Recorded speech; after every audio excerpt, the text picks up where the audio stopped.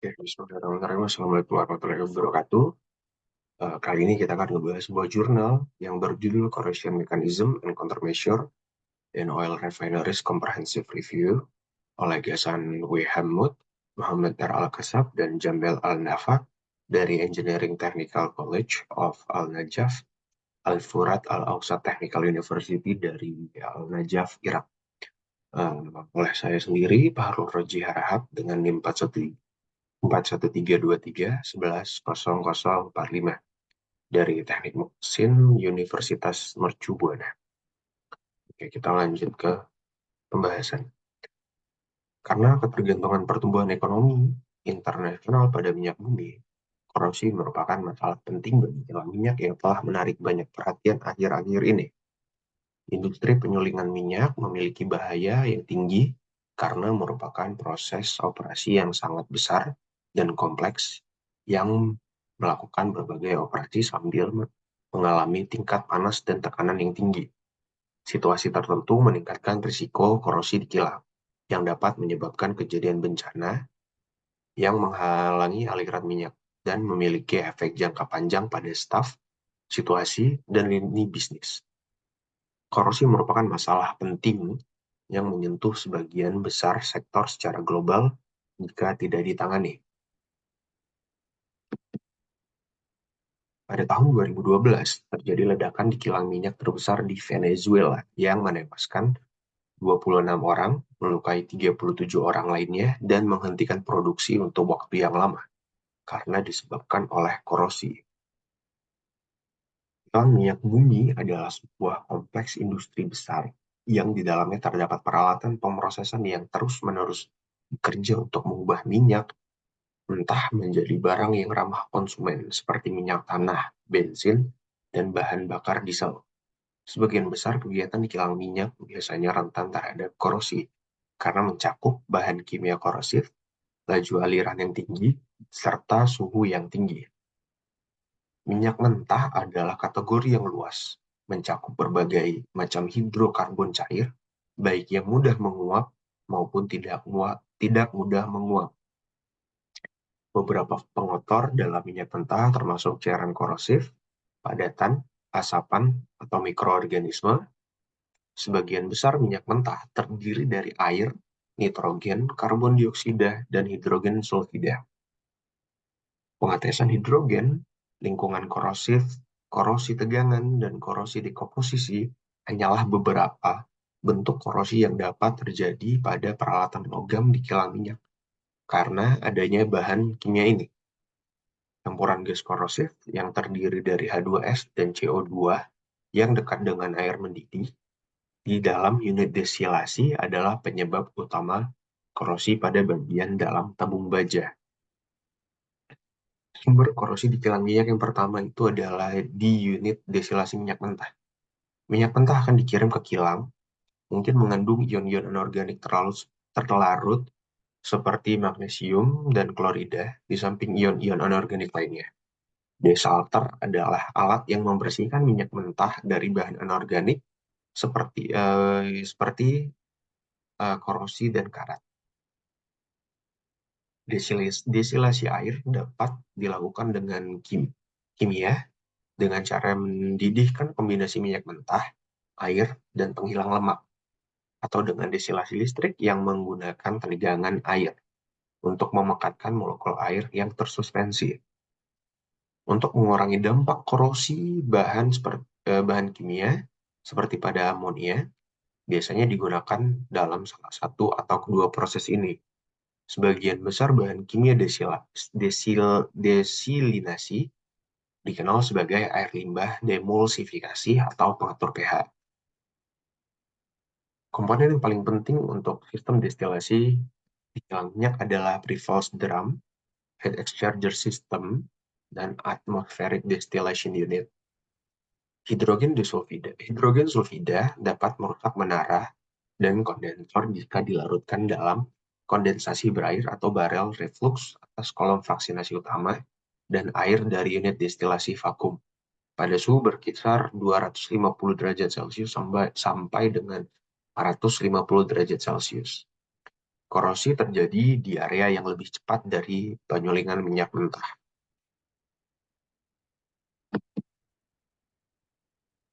Sumber korosi di kilang yang kedua itu adalah unit pengolahan air.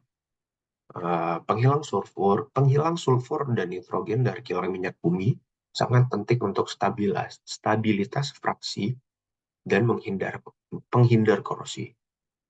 Jika hal ini tidak dihilangkan selama proses penyulingan dapat berpotensi merusak peralatan, menurunkan katalis, dan merusak kualitas produk. Tujuan mendasar dari setiap hydrotreating adalah untuk menghilangkan atom-atom sulfur yang secara kovalen terkait dengan molekul hidrokarbon. Hidrogen bergabung dengan sulfur dan nitrogen pada suhu tinggi berkisar 325 derajat Celcius sampai dengan 450 derajat Celcius dan tekanan 70 bar dalam hydrotreating untuk membentuk H2S dan NH3. Aliran gas sulfur dioksida yang melimpah dari reaktor kemudian dipisahkan dari H2S menggunakan peralatan pengolahan gas, garam asam seperti NH4Cl dan NH4HS. Dapat diendapkan dari aliran gas di unit hydrotreating baja karbon yang terpapar NH4HS. Pekat akan cepat berkarat dan jika larutan NH4HS dinaikkan, korosi dapat meningkat dengan cepat.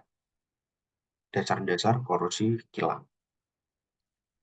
Efisiensi unit kilang dapat dipengaruhi secara signifikan oleh korosi pada peralatan. Hal ini disebabkan oleh fakta bahwa korosi dapat mengganggu dan menunda produksi yang menyebabkan pelepasan-pelepasan zat yang berbahaya bagi lingkungan alam, mengakibatkan biaya pemeliharaan yang besar atau bahkan menyebabkan penghentian operasi kilang. Korosi pada suhu rendah, proses elektrokimia bertanggung jawab atas korosi yang terjadi pada suhu di bawah 100 derajat Celcius. Larutan berair yang bersifat asam dan basah semuanya kondusif untuk pembentukan korosi. Asam organik dalam hidrokarbon dapat mengikis bagian atas sistem penyulingan. Sumber elemen korosif yang paling umum termasuk kotoran yang ditemukan dalam minyak mentah dan bahan kimia digunakan dalam berbagai proses seperti pelarut, penetral, dan katalis. Paparan sulfon secara terus-menerus di fasilitasi petrokimia dapat menyebabkan korosi yang berbahaya. Selain itu, pengolahan amina dalam fase berair dapat menyebabkan gas asam menumpuk di dalam unit operasi yang akan menyebabkan pembentukan garam korosif. Korosi pada suhu tinggi, kemudian korosi pada suhu tinggi. Korosi ini terjadi pada suhu lebih dari 400 derajat Celcius. Umumnya dari gas, garam padat, atau cair, atau logam cair. Kerusakan pada mesin dapat menimbulkan dampak yang sangat besar karena operasi suhu terkadang memerlukan tekanan yang tinggi. Selalu ada bahaya kebakaran pada pelepasan bahan beracun ketika hidrokarbon pecah. Selain memiliki efek negatif yang signifikan terhadap manusia, kerusakan properti yang parah, dan bahkan kematian, banyak senyawa sulfur yang terkandung dalam minyak mentah juga merupakan kontribusi utama terhadap laju korosi kilang yang bersuhu tinggi. Karena adanya hubungan antara laju korosi dan beberapa lama sesuatu bertahan, maka kemungkinan untuk membuat prediksi yang sangat akurat tentang berapa lama korosi tersebut akan berlangsung. Korosi-korosi ini yang ada pertama itu disebabkan oleh naftalen. Asam naftenat. Asam naftenat adalah zat korosif yang paling sering ditemukan dalam minyak mentah, merupakan salah satu yang paling agresif dan memiliki berbagai dampak tambahan pada peralatan kilang.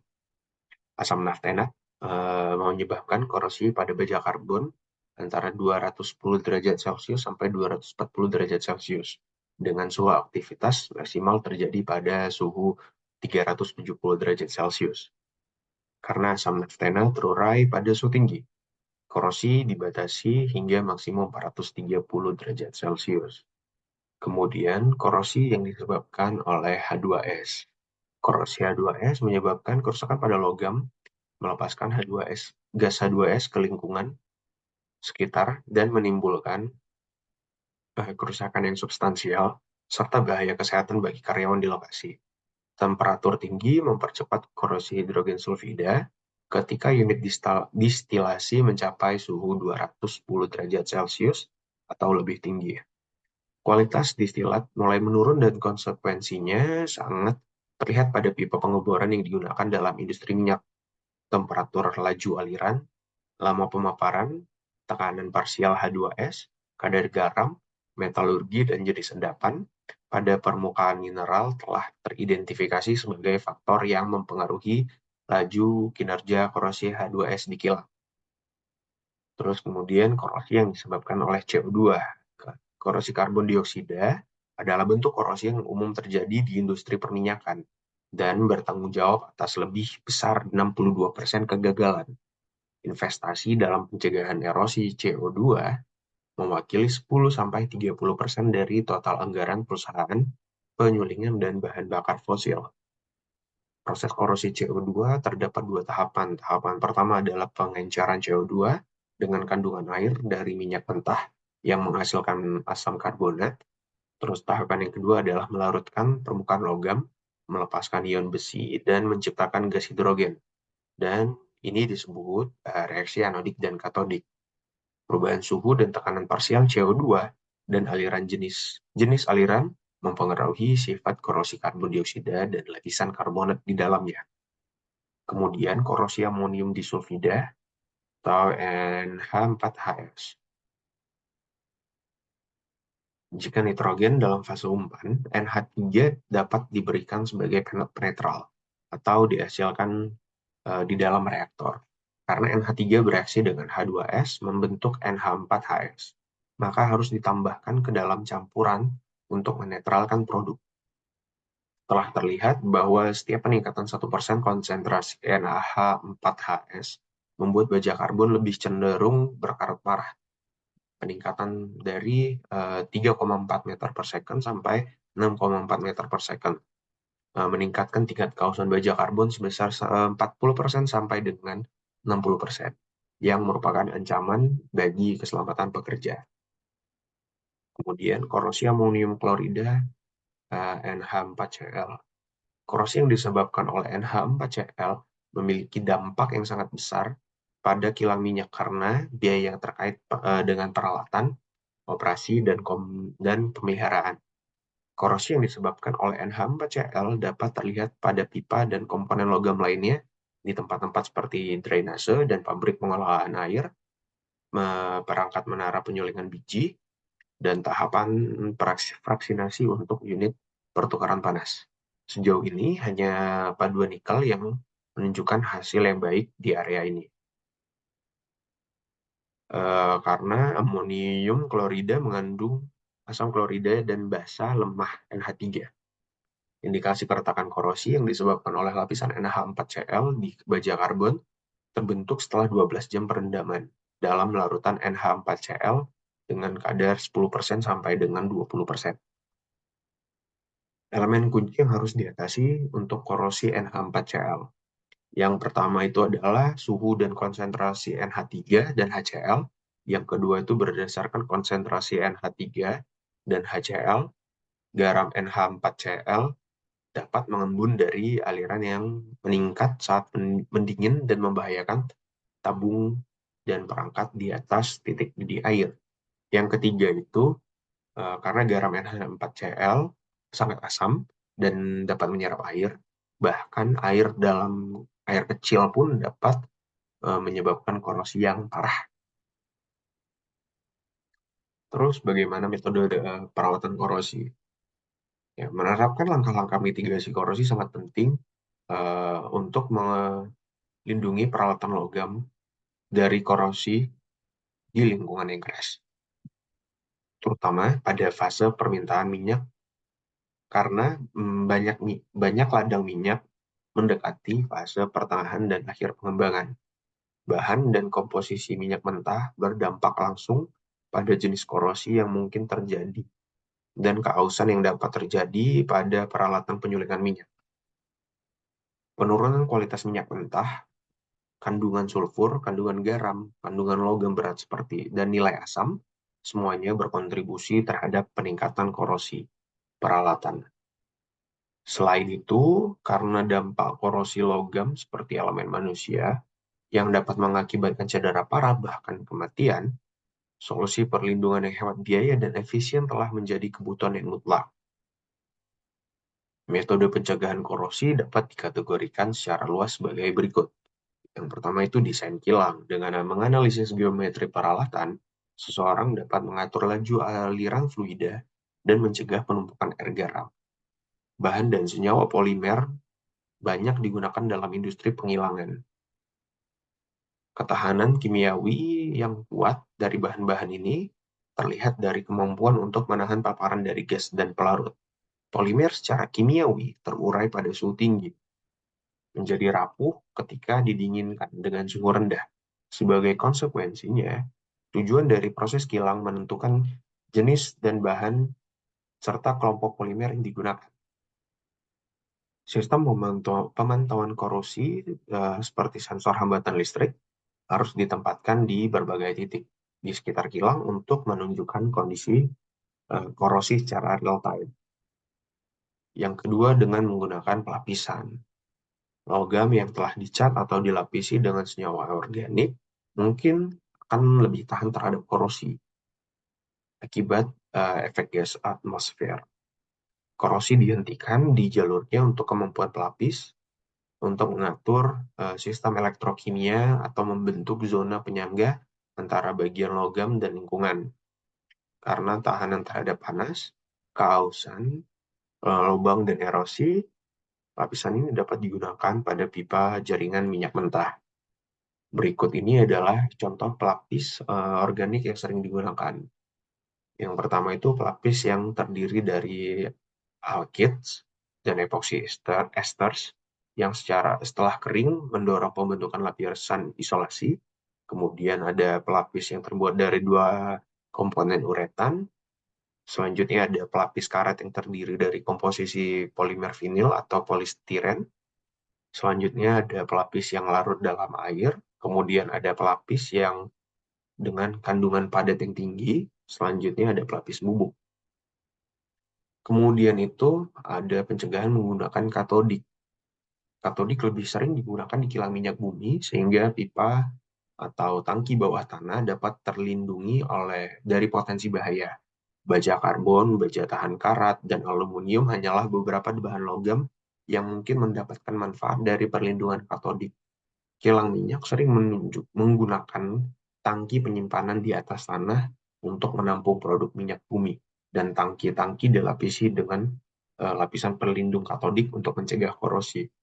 Cairan hidrokarbon murni pada umumnya tidak terkontribusi terhadap korosi, tidak terpengaruh terhadap korosi, yang berarti bahwa permukaan internal dapat memerlukan perlindungan terhadap korosi. Selanjutnya ada penghambat. Inhibitor korosi mencegah penguraian logam saat bersentuhan dengan logam korosi atau udara dengan cara menyerap diri mereka sendiri pada permukaan logam dan menciptakan lapisan pelindung di sana. Metode dispresi dapat digunakan untuk mengaplikasikan senyawa ini baik sebagai larutan atau sebagai lapisan pelindung. Kedua aplikasi tersebut dimungkinkan. Kemampuan inhibitor untuk mengurangi korosi bergantung pada faktor-faktor berikut. Yang pertama adalah mengubah konduktivitas keadaan polarisasi anodik dan atau katodik. Yang kedua adalah mengurangi jumlah ionisasi yang terjadi pada permukaan logam. Yang ketiga adalah menghindarkan peningkatan nilai resistansi eksternal logam. Inhibitor korosi sangat membantu karena diaplikasikan langsung pada logam di lapangan untuk menghentikan karat dan korosi di kilang minyak, dari pengeboran, pabrik kimia, dan pengolahan air.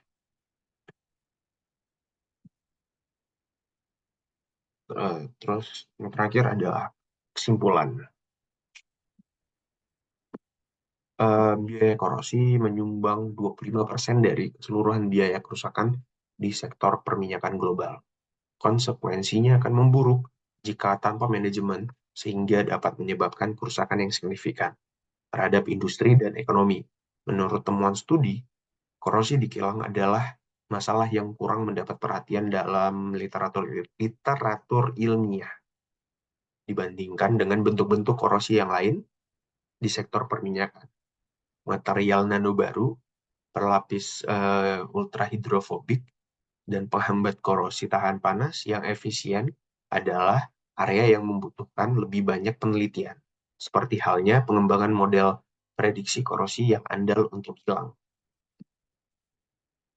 Kesenjangan kritis dalam penelitian. Yang pertama itu adalah kilang memiliki tantangan dalam memperoleh data kausan kuantitatif, pengkorelasikannya dengan parameter operasional dan proses, serta secara akurat memprediksi posisi kausan secara real time. Yang kedua adalah eksperimen yang dilakukan di laboratorium menjadi dasar sebagai sebagian model prediksi yang ada saat ini. Namun demikian, hasil ini mungkin bukan cerminan akurat dari keadaan di lapangan. Yang ketiga adalah penelitian di masa depan harus berfokus pada pengembangan inhibitor korosi yang efisien, yang aman bagi lingkungan, tidak mengandung senyawa berbahaya dan dapat terurai secara alami, mengingat banyaknya peraturan yang ditetapkan oleh pemerintah yang mengatur penggunaan bahan berbahaya. Ya, mungkin itu saja yang bisa disampaikan dari jurnal pada kali ini. Terima kasih. Wabillahi taufiq wal hidayah. Wassalamualaikum warahmatullahi wabarakatuh. Terima kasih. Izin pamit. Mungkin kalau misalnya ada pertanyaan atau saran, boleh disampaikan di kolom komentar. Untuk selanjutnya mungkin video ini boleh di-share ke teman-teman yang lainnya. Kalau misalnya eh, tidak keberatan, boleh sekalian di-subscribe. Terima kasih.